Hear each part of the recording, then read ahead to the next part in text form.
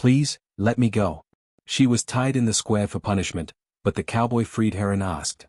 Under the low orange light of evening, the town square looked almost holy, until you listened close enough to hear what the people were saying. Voices rose like flies buzzing around a wound. Laughter. Jeers. The sound of something soft and spoiled striking skin. A girl stood tied to the center post, hands lashed in front of her with coarse rope. Her hair, sun-colored once, was matted with dust and the juice of thrown vegetables. Her face stayed tilted down, as if the sight of mercy might only make her weaker. Someone shouted that she'd stolen from the general store. Another swore she'd tricked a man out of his wages. No one agreed on what exactly she'd done, but no one seemed to need truth to feel righteous. It was easier to hate a stranger than to look her in the eye. Near the edge of the crowd, a cowboy leaned against the hitching rail. He looked like a man carved from patience itself, tall, shoulders squared under a brown duster, the brim of his hat pulled low against the sun. He wasn't the kind to stare long, but he couldn't look away. His name, if anyone had asked, was Eli Cartwright, a ranch hand who kept mostly to himself. Eli didn't know what the girl had done, but he knew what cruelty looked like, and this wasn't justice. It was spectacle. The kind his father once said revealed more about the watchers than the punished. The sheriff, heavy with whiskey and authority, called it a good lesson for the rest of 'em. A few men laughed. Somewhere behind them, a horse whinnied, spooked by the noise. The girl swayed a little, eyes half closed. There was a streak of blood on her wrist where the rope had rubbed raw. Eli thought of a wounded animal, how it trembles before it runs out of strength. Something in him stirred then, slow and sure, the way a river swells after too many quiet rains. He stepped forward before he realized he'd decided to move. The crowd shifted, surprised. No one stopped him, they simply fell silent, curious. The sheriff's grin faltered. Eli didn't speak until he stood in front of her. The girl's head lifted slightly, just enough for him to see her eyes, wide, gray-green, the kind that used to look at the horizon instead of the ground. Her voice came so faint he almost missed it. Please, let me go. The plea wasn't meant for him alone, but it was him who heard it. He reached for his knife, cut the rope clean through. Gasps scattered through the crowd like sparks. The sheriff barked a warning, Eli ignored him. He caught the girl before she fell, one arm steady around her shoulders. She was lighter than he expected, and shaking. She's done enough standing, he said quietly, almost to himself. Someone spat. Ain't your business, Cartwright. Eli looked up. His eyes were steady, calm, the kind of calm that carries weight. Ain't yours neither. No one moved. Not because they feared his gun, but because there was something unshakable in his stillness, something that made cruelty look small beside it. He helped her to his horse, unhurried, as if the world around them had fallen away. Her bare feet scraped the dust. When she tried to resist, weakly shaking her head, he said only, "You'll ride. You can walk later." By the time he swung into the saddle and turned toward the road out of town, the crowd was murmuring again, anger and curiosity mixing in the same breath. The sheriff shouted something about law and order, but Eli didn't turn back. He pressed his heels lightly against the horse's side and rode west, where the sun was sinking like a coin into sand. The girl didn't speak for a long time.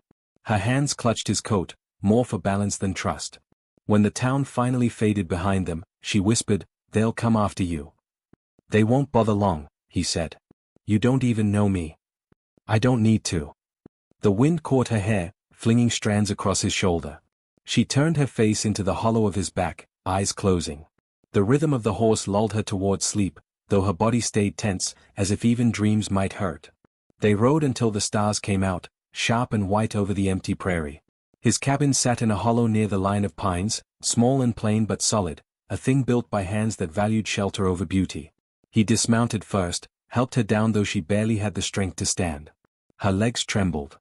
He opened the door, lit a lantern, and said, "You can rest there, by the fire." She hesitated at the threshold, glancing back toward the dark horizon. Her voice was hoarse. "You ain't gonna turn me in?" He poured water from a tin jug into a cup, handed it to her. "You're safe here tonight. That's all that matters." The girl drank, slow and wary, then sank onto the old chair near the hearth. Her eyes flicked around the room, few things, well kept. A rifle leaning against the wall, a stack of wood, a coat on a peg. It looked like the home of a man who'd given up on expecting company. He knelt to stoke the fire, the glow rising over his face. "You got a name?" "Clara," she said after a pause. "Clara Wynne." He nodded, repeating it once under his breath as if testing its weight. Rest, Clara. I'll see about supper. He didn't ask what she'd done. She didn't offer. The cabin settled into quiet, the kind that creaks and breathes like a living thing. Clara watched him move about, setting a pot over the flame, the lines of his shoulders easy but certain. There was no judgment in his silence, only space, and somehow that frightened her more than anger would have. She'd spent so long being told what she was, lazy, liar, sinner, that she didn't know how to exist without defending herself. Yet he asked nothing. When he handed her a bowl of stew, she ate carefully, half expecting the world to punish her for the warmth it gave. You live alone? She asked, voice barely above the fire's whisper. Most times. No wife. He shook his head. Had plans once. Plans changed. She nodded, sensing the walls he didn't need to explain.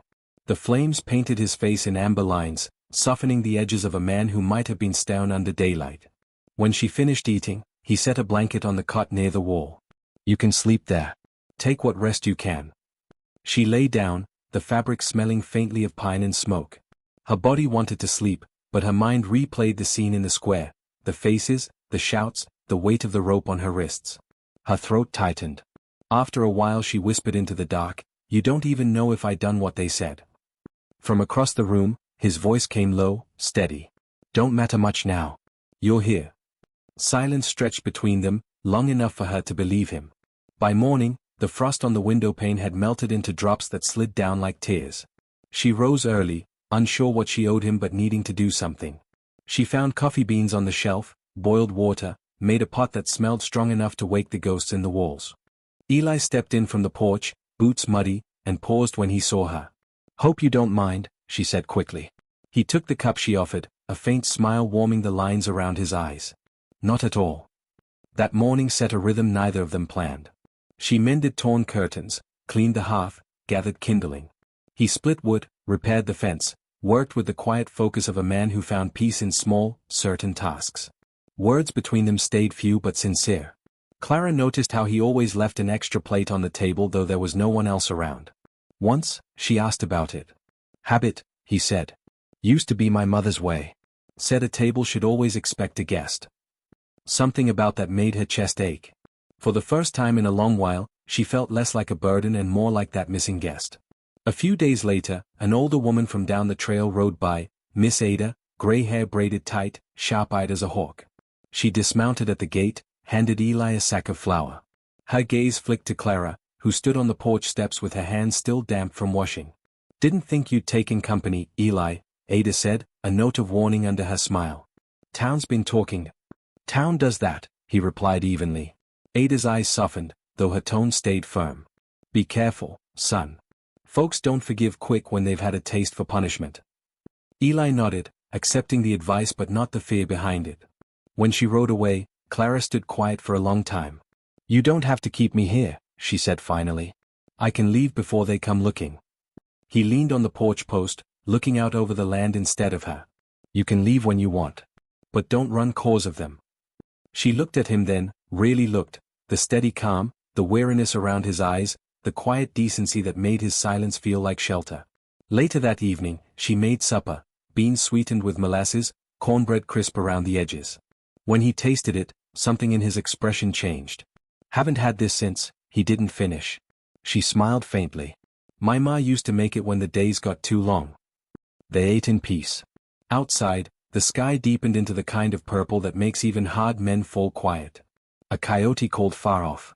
Inside, the fire crackled, gentle and content. After the dishes were done, she stood at the doorway, watching the stars blink awake. The air was cold but tender. Thank you, she said softly. He looked up from where he sat sharpening his knife. For what? For letting me go. Her meaning lingered in the air between them. She wasn't talking about the ropes anymore. When she turned in that night, Eli sat by the fire a while longer. He thought about the way she'd looked at him, tired but unbroken, and something inside him shifted. Not a sudden feeling, but a slow thaw, like ice remembering it used to be water. Outside, the wind passed through the trees, whispering across the open land.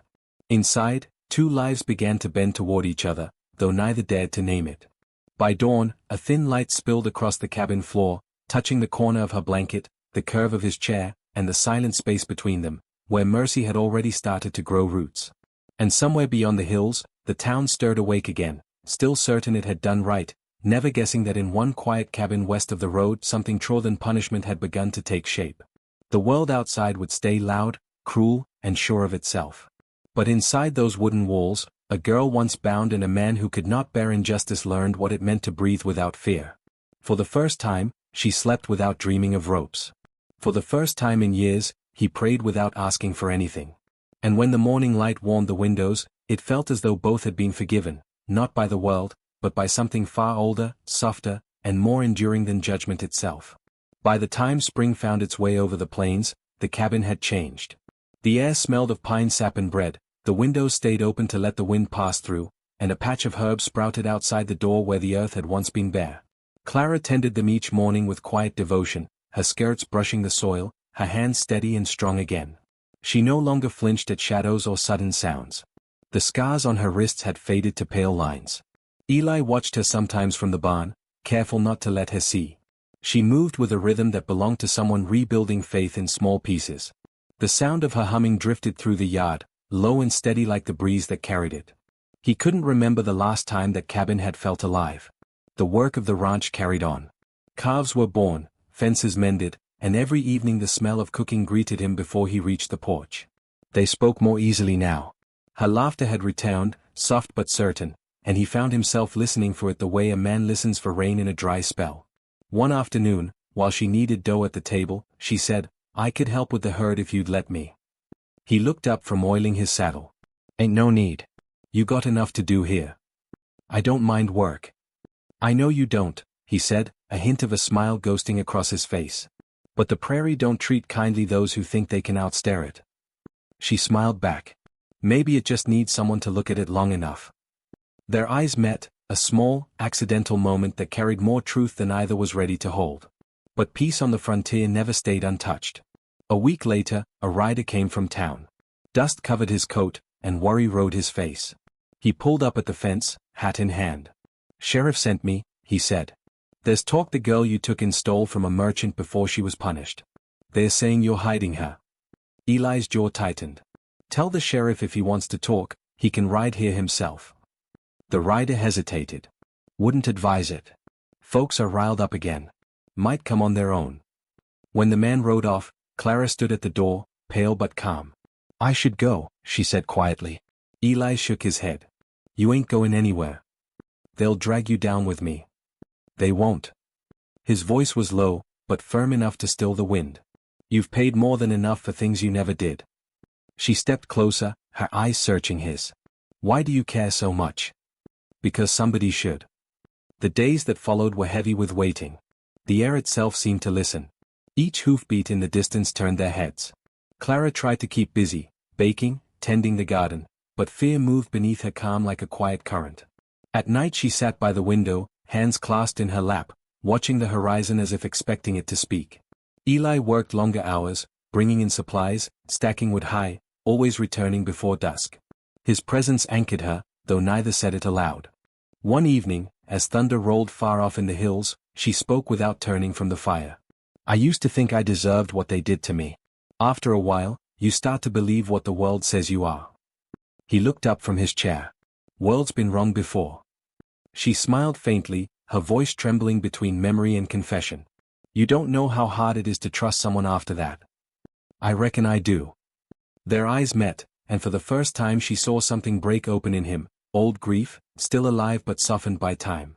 He didn't speak of it, but she felt it, the woman he'd lost, the dreams that had turned to dust, the long silence he'd learned to live inside. The storm came that night, hard and sudden. Rain hammered the roof, lightning split the dark. Clara woke to the sound of hoofbeats, shouts carried by the wind. She sat up, heart pounding. Eli was already by the door, rifle in hand. Through the rain-streaked window she saw lanterns bobbing toward the cabin, 3, maybe 4 riders. The sheriff's voice rose above the thunder. "Cartwright. Bring her out, or we'll take her." Clara clutched the blanket around her shoulders. "Please, don't fight them. I'll go." He turned, his face calm but iron beneath the lamplight. "No one's taking you from here." She shook her head, tears mixing with rain that blew through the open door. "You'll get yourself killed." He stepped closer, his voice soft but unyielding. "Ain't death that scares me." The door rattled as someone struck it from outside. Eli opened it himself, stepping onto the porch into the storm. Lantern light caught the sheriff's face, wet, mean, determined. "Law says she answers for what she done." Eli stood tall, rain dripping from the brim of his hat. "Law's wrong. She stole from honest men. Honest men don't tie women to posts." The deputy shifted uneasily.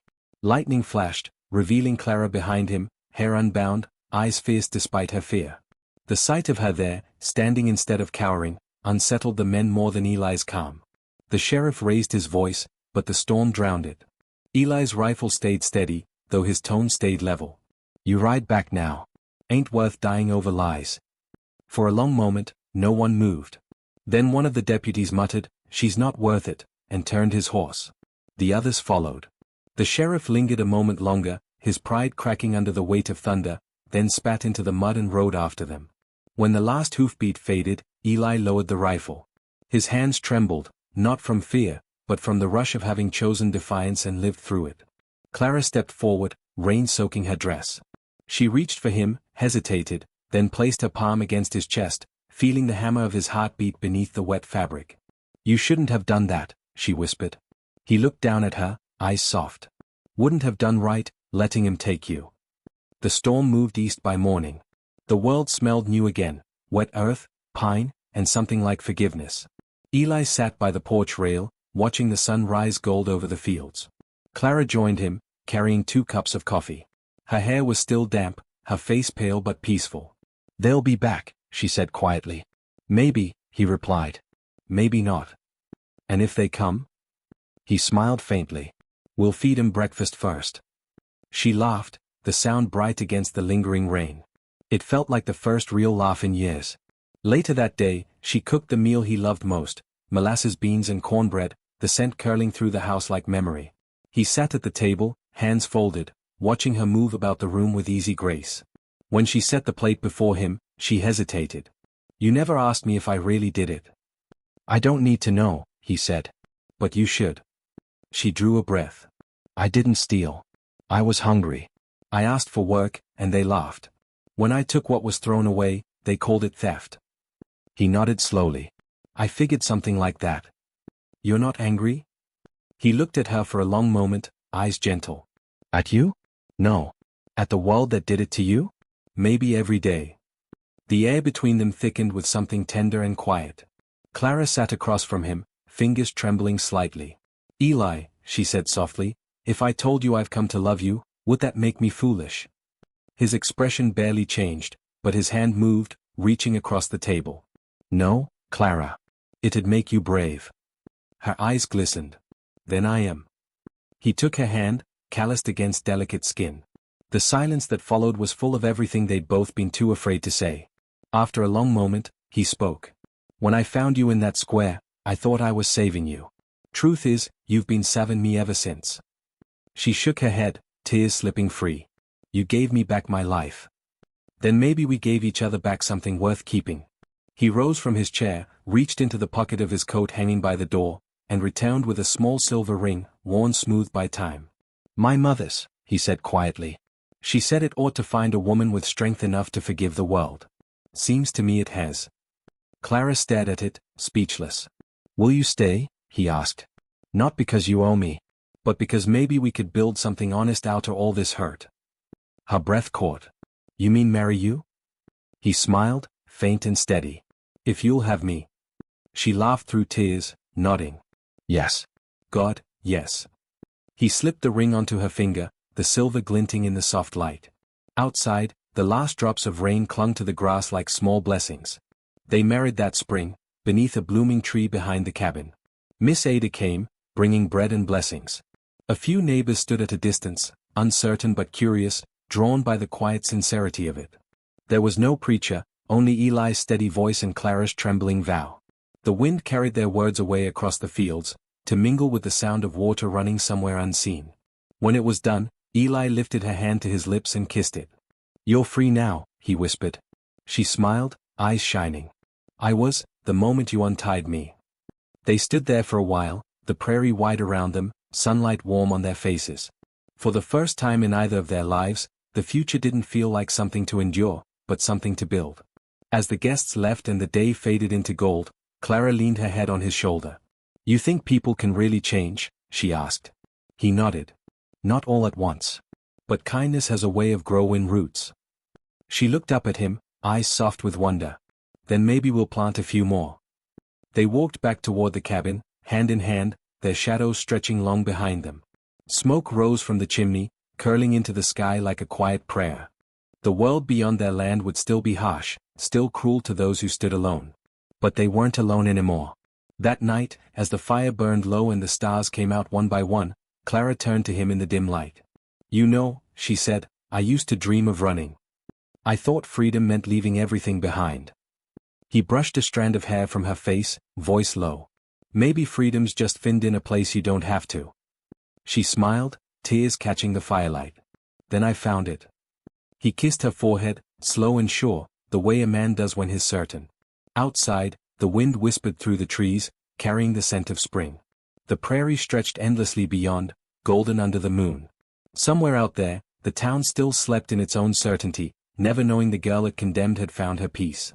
Inside the cabin, the lamplight flickered against wood and warmth, the kind of quiet that comes only when two souls have finally stopped running from themselves. Eli leaned back in his chair, watching the fire fade to embers. Clara's hand rested over his, light but steadfast. For a long time, neither spoke. The world felt vast, and yet somehow, it fit perfectly inside that small room. When he finally did speak, his voice was almost a whisper. "Sometimes freedom don't come from breaking chains. It comes from someone who sees you, and stays." Clara squeezed his hand gently. "Then I reckon we're both free." And as the night deepened, wrapping the cabin in its gentle dark, the silence between them no longer felt empty. It was full, living, sacred. Outside, the prairie slept. Inside, two hearts kept time with the wind, steady and sure, as if they'd been waiting their whole lives for this quiet kind of forever.